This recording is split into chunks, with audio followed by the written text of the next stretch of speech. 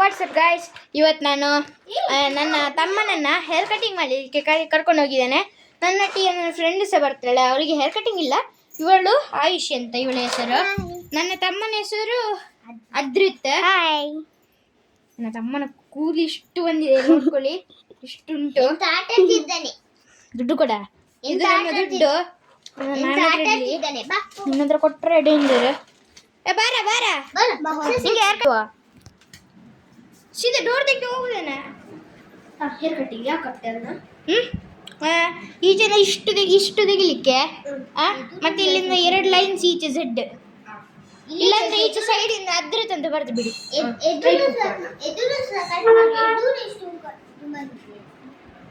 ಇದೆಂತ hair ಡ್ರೈಯರ sir?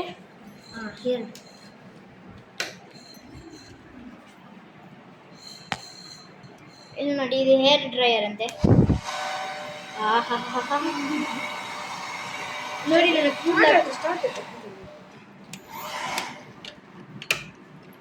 ಇಲ್ಲಿ ಕೂದಲು ತೆಗಿಲಿಕ್ಕೆ ಶುರುವಾಯಿತು. ಹಾಗಾಗಿ ಇಲ್ಲಿ ಕಟ್ಟಿ ಕೂತಿದ್ದಾರೆ. ಬೇಡ ಬೇಡ ಬೇಡ, ತೆಗಿಬಿಡು ತೆಗಿಬಿಡು, ಕೂದಲು ಸಿಕ್ಕಾಕೊಳ್ತದೆ. ಅದಕ್ಕೆ 0 ನಂಬರ್ ಆಗೋದಲ್ಲ, ಹಿಂದಿಂದ 0 ನಂಬರ್ ಅಲ್ಲ, 0 ನಂಬರ್ 4 ಇದೆಯಾ? 4 ಇದೆ, 4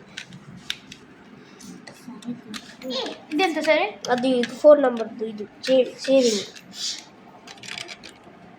ಈ ಥರ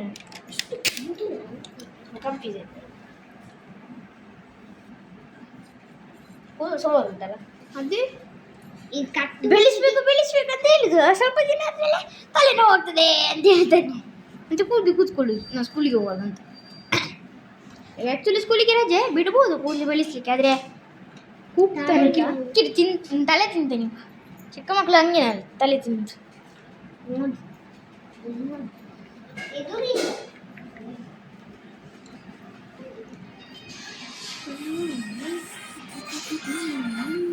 ಹೇಳಿ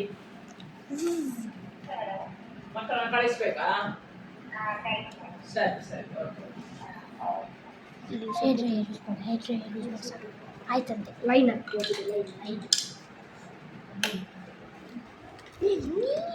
ಗೊತ್ತು.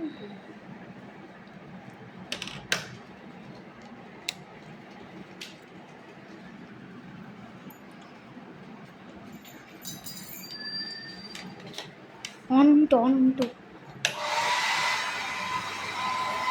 ಇಲ್ಲಿ ಹೇರ್ ಡ್ರೈ ಯೂಸ್ ಮಾಡ್ತಿದ್ದೀವಿ. ಇದು ಹೇರ್ ಡ್ರೈ ಪ್ರಾಬ್ಲಮ್.